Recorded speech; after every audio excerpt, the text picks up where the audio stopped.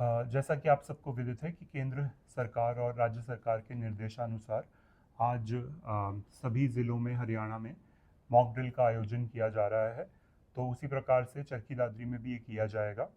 शाम को 4 बजे जो है हम मॉक ड्रिल की तैयारी करेंगे। इसमें सारे के सारे जिला प्रशासन से जो विभाग हैं जो इसमें अहम भूमिका निभाएंगे वो जुड़ेंगे, जिसमें डिज़ास्टर रिलीफ से फायर एंड इमरजेंसी सर्विसेज जैसे एम्बुलेंस, पुलिस विभाग, होम गार्ड, मेडिकल ऑफिसर्स की टीम, वो सब इसमें शामिल होंगी।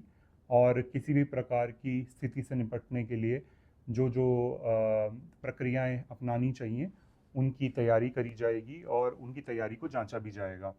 जैसे कि अगर मान लीजिए किसी बिल्डिंग में किसी दुर्घटनाग्रस्त व्यक्तियों के होने की अगर सूचना मिले तो कैसे उनको एकदम से सुरक्षित स्थान पे ले जाया जाए।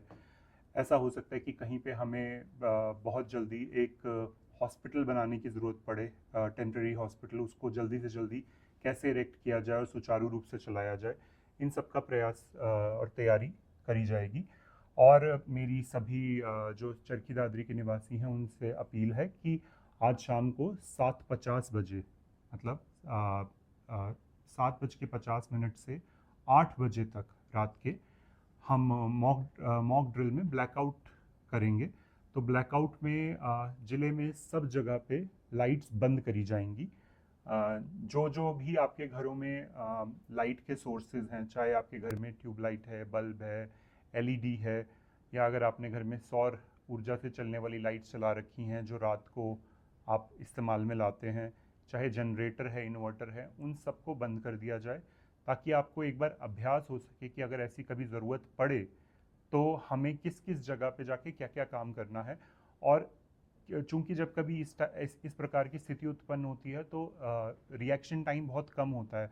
तो आप घर में भी इस प्रकार की ड्यूटीज़ को बांट सकते हैं कि जैसे बच्चे हैं, कौन कौन से कमरे की लाइट बंद करेंगे, कौन लोग पर्दे खींचेंगे अगर आपको लगता है कि घर से कोई प्रकाश स्रोत है, कि मान लीजिए आपके स्विच बोर्ड में ही कहीं पे कोई एलईडी लाइट लगी हुई है, आपके पास मेन से उसको बंद करने की व्यवस्था नहीं है, तो आप पर्दों से ढक के भी जो है उस लाइट को बाहर निकलने से रोक सकते हैं।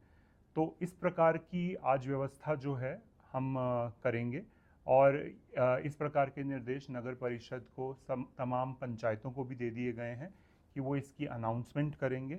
और जब ये ब्लैकआउट शुरू होगा तो उससे पहले एक सायरन की आवाज़ आपको सुनाई देगी या अनाउंसमेंट्स होंगी अगर आप गांव में रहते हैं तो।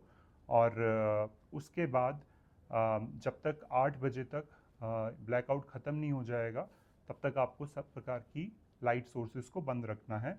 और जो व्यक्ति अगर मान लीजिए उस टाइम पे ट्रैवल कर रहे हैं तो अपने व्हीकल को साइड में पार्क करके उसकी लाइट्स ऑफ करके खुद जो है इस प्रक्रिया में, इस पूरी प्रोसेस में खुद भागीदार बनने की कोशिश करें। मतलब किसी भी प्रकार से कोई भी लाइट एमिट नहीं होनी चाहिए। तो आज हम बस ये एक तैयारी कर रहे हैं ताकि सब लोगों को पता रहे कि क्या क्या व्यवस्था की जा रही है और हम उसके लिए किस प्रकार से प्रिपेयर्ड हैं।